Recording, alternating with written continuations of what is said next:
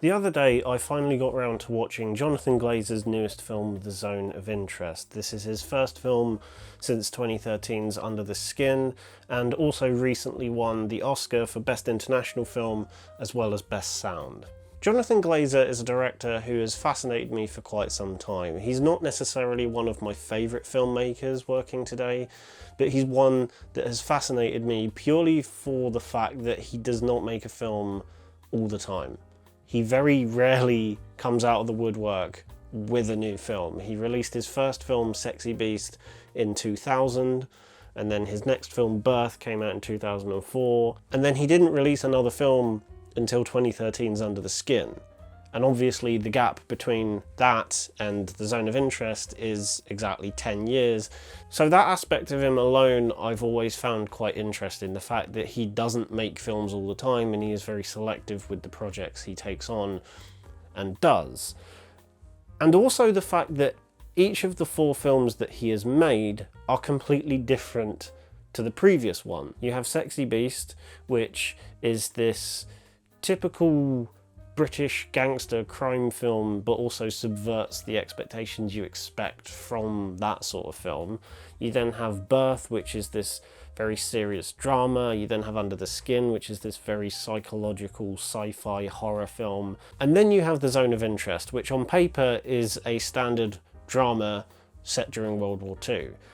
But because Jonathan Glazer is at the helm, there are a lot of unconventional elements to it, especially with how it's made and how it is presented, that makes it stand on its own 2 feet against all the other sort of dramas that are set during that time period that kind of all blur into one. For those of you that don't know what The Zone of Interest is about, it very simply follows Rudolf Höss, who was the chief commandant at Auschwitz during World War II. It follows him and his family as they live this idyllic dream life in a dream house that is also right next to one of the worst atrocities that has ever happened in the history of the world. Their house is literally on the other side of a wall right next to Auschwitz. And what makes Zone of Interest stand out compared to other films about the Holocaust like The Boy in the Striped Pyjamas or Schindler's List is the fact that The Zone of Interest never shows you anything that happens in the camp. You are 99% of the time just focusing on the Höss family in and around their house. You hear a lot of what is going on inside the camp, but nothing is shown. All of these horrific things going on inside the camp are either heavily implied, out of focus, way off in the background, or are very clearly audible from the other side of the wall. And it's this exact approach that makes the core message of the film hit that much harder, and that message being complacency with evil.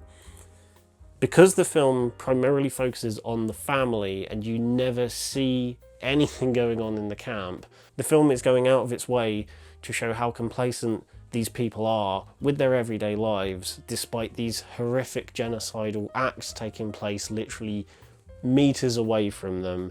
For example, there is this brilliant scene about halfway through the film where Rudolf and his wife have this discussion next to a river because he's just heard the news that he's going to be transferred somewhere else in Europe, and obviously his wife doesn't want that because that means he will go off somewhere else and his family will stay at the house that they're in. And they have this long conversation about what it will mean for the kids, what it will mean for their family, the family dynamic, the fact that she doesn't want him to leave, all these typical things that a normal family would talk about in this sort of situation. Meanwhile, you as a viewer, halfway through that scene, will have a reality check and then start to think about, hang on a minute, if this is what you two are really worried about at this point in time, while there's mass genocide going on the other side of your house, then something's fundamentally wrong with that way of thinking. And again, it shows the complacency of what the Nazi regime was like during World War II, which again reinforces the theme of what the film is going for. And I think that scene alone, along with how the whole film is presented, really does a good job of getting that point across. I think The Zone of Interest is also a fascinating film to talk about, not just by the film itself, but also with how it was made. For example, the actual filmmaking of the movie is unlike anything I've really heard for a recent film. They kind of took a reality TV approach, whereby they built this set of the house and the garden and hid these cameras, about 2 or 3 in each room, and the crew and the director then just went away.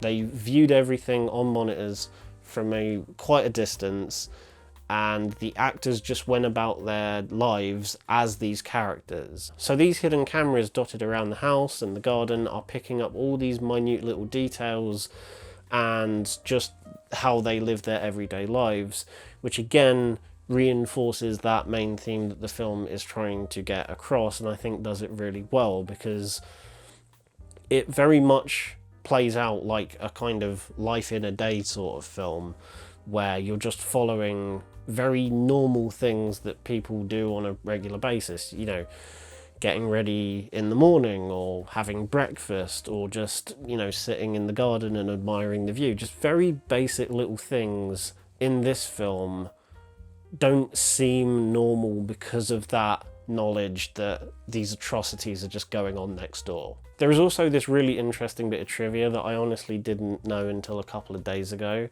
regarding the sound design of the film, which rightfully won Best Sound at the Oscars. I think it's some of the best sound design I've heard in a film for quite a while.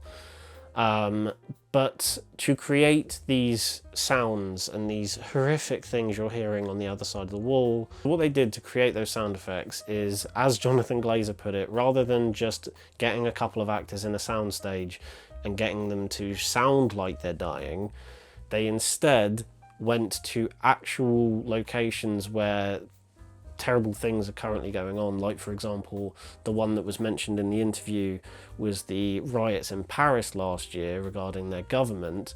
They went to Paris and recorded some of the sounds that were going on due to those riots. Those sounds, as well as others that they captured from, like, I think active war zones and, you know, horrific, terrible things that are going on in the world, they went to those locations, recorded them, and that is what ends up in the final film. Because the Holocaust is something that actually happened and real people died in that, by taking these real world sounds and recordings and putting them in place of this for the sake of this film, adds a sense of realism and puts real voices to these sound effects, rather than it just being these made up sound effects and things that they've artificially made, therefore it sounding, you know, fake and not legitimate.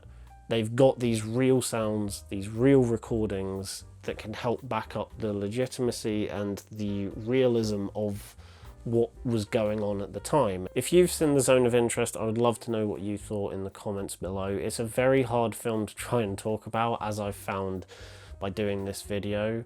I like the film in terms of how it's presented and made, but it's not necessarily a film I'm ever going to watch again. But yes, if you enjoyed the video, then give it a thumbs up and subscribe to the channel if you haven't done so already. Bye.